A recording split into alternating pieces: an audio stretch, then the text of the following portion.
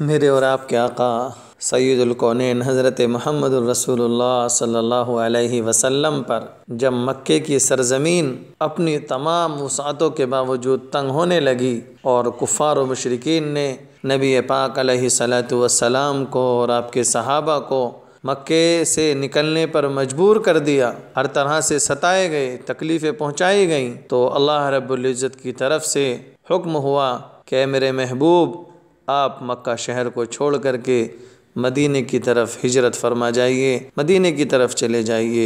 चुनाचे अल्लाह के नबी अलैहिस्सलातु वस्सलाम ने अपने यार गार अबू बकर सिद्दीक़ रज़ी अल्लाह अन्हु से कहा कि अबू बकर, हमें आज रात मक्के से निकल करके मदीना जाना है और रात को हमारा हिजरत का सफ़र है। चुनाचे हज़रत अबू बकर सिद्दीक़ रज़ी अल्लाह अन्हु ने तैयारी कर ली। रात के वक्त जनाब रसूलुल्लाह सल्लल्लाहु अलैहि वसल्लम हज़रत अबू बकर के घर पर आते हैं और जैसे ही घर के दरवाजे के करीब आते हैं, हज़रत अबू बकर सिद्दीक़ रज़ी अल्लाह अन्हु घर से निकल कर के बाहर आ जाते हैं। आपने पूछा, अबू बकर क्या तुम सोए नहीं? कहने लगे, नहीं अल्लाह के नबी, जिस वक्त से आपने मुझसे कहा था मैं उसी वक्त से अपने घर के दरवाजे पर टेक लगा करके बैठा हूँ कि आप सोए क्यों नहीं? अल्लाह के नबी, मैं इसलिए नहीं सोया कि आप न जाने किस वक्त मेरे घर के दरवाजे की तरफ आए और आप दरवाजे पे आकर के दस्तक लगाएं और मेरा आपको इंतज़ार करना पड़ जाए, इसलिए मैंने ये भी गवारा न किया कि आप मेरे इंतज़ार में थोड़ी देर खड़े रहें, इसलिए मैं यहीं बैठा था।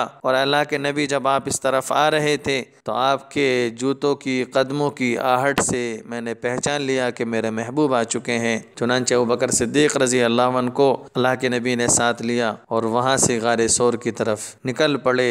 तो हज़रत अबू बकर सिद्दीक़ रज़ी अल्लाह अन्हु हुज़ूर के साथ अकेले नहीं जा रहे थे, बल्कि पूरे घराने को नबी अलैहिस्सलातु वस्सलाम की खिदमत के लिए मुकर्रर फरमा करके, दीन की खिदमत के लिए मुकर्रर फरमा करके तशरीफ़ ले जा रहे थे। अपनी बीवी से कहा कि देखो तुम सही वक्त पर खाना बनाना, और अपनी बेटी हज़रत अस्मा रज़ी अल्लाह अन्हा से कहा कि बेटी तुम छोटी हो, आपकी वालदा खाना बनाएगी, ये खाना लेकर के तुम गारे सौर पर आना और वहाँ आकर के मेरे महबूब को खाना खिला करके चली जाना। अपने बेटे हज़रत अब्दुर्रहमान से कहा कि बेटा तुम पूरे दिन मक्के की गलियों में रहना, कुफ़ारे मक्का की मीटिंग में मशवरों में शरीक होना, और जो मीटिंग और जो मशवरे हमारे दीन के नबी के ख़िलाफ़ हों वो रात के वक्त गारे सौर पे आकर के हमें बता जाना। और अपने ग़ुलाम हज़रत फ़हीरा आपके ग़ुलाम थे, उनसे कहा कि तुम बकरियाँ चराने के बहाने से गारे सौर की तरफ आना और मेरे महबूब को दूध पिला करके चले जाना। और ख़ुद अबू बकर सिद्दीक़ रज़ी अल्लाह अन्हु तो खादिम बन कर के आपके साथ चल रहे थे। चुनांचे आप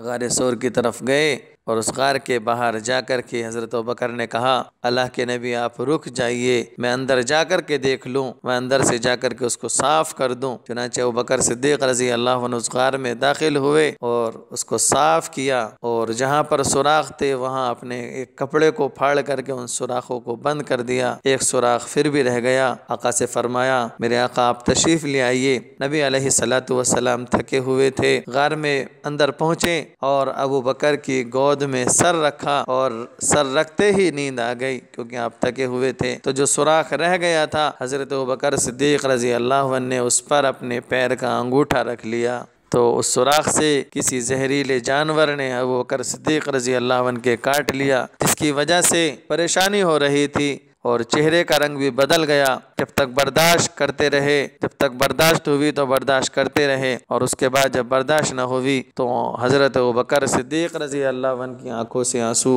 जारी हो गए और वह आंसू हुजूर के चेहरे अनवर पर गिर गया। अल्लाह के नबी अलैहिस्सलातु वस्सलाम की आँख खुल गई। अबू बकर के चेहरे को देखा कि गमज़दा है, चेहरे का रंग मुतग़य्यर है।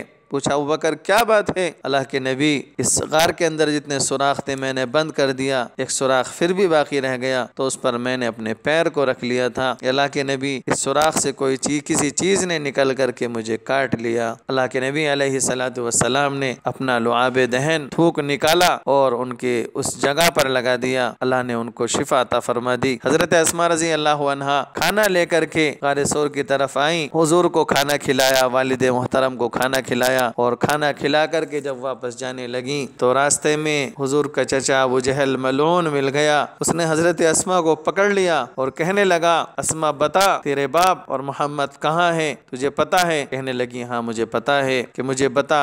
कहा कि मैं उनका पता तुझे नहीं बता सकती। अबू जहल ने हजरत अस्मा को धमकाया, डराया कि अस्मा बता वरना मैं तुझे मारूंगा। हजरत अस्मा ने कहा कि अबू जहल मैं तुझे उनका पता नहीं बताऊंगी। चुनाचे अबू जहल ने हजरत अस्मा रजी अल्लाह अन्हा, उम्र के एतबार से 10-11 साल की उम्र है, उनके बालों से पकड़ करके उठा करके जमीन पर मारा, जिसकी वजह से उनका चेहरा एक पत्थर से लगा, जख्मी हो गई, खून बहने लगा। लेकिन हजरत अस्मा ने कहा कि अबू जहल मैं अस्मा की जान तो हवाले हो सकती है, मैं तुझे अपनी जान तो हवाले कर सकती हूँ, लेकिन मोहम्मद अरबी सल्लल्लाहु अलैहि वसल्लम का पता बता दूं कि अस्मा से नहीं हो सकता। चुनांचे वो घर वापस चली गई तो अगले रोज फिर सही वक्त पर खाना लेकर के गारे सौर पर पहुंच गई। आका ने हजरत अस्मा के चेहरे को देख करके पहचान लिया कि अस्मा परेशान है, कोई परेशानी है, गमजदा है। पूछा, बेटी अस्मा क्या बात है, क्यों तुम्हारा चेहरा उदास है? कहने लगी, अल्लाह के नबी कल जब खाना खिला करके वापस जा रही थी तो रास्ते में आपका चचा अबू जहल मिल गया, उसने मुझसे आपका पता मालूम किया, मैंने आपका पता बताने से इनकार किया तो अल्लाह के नबी उसने बालों से पकड़ करके मुझे मारा, मेरा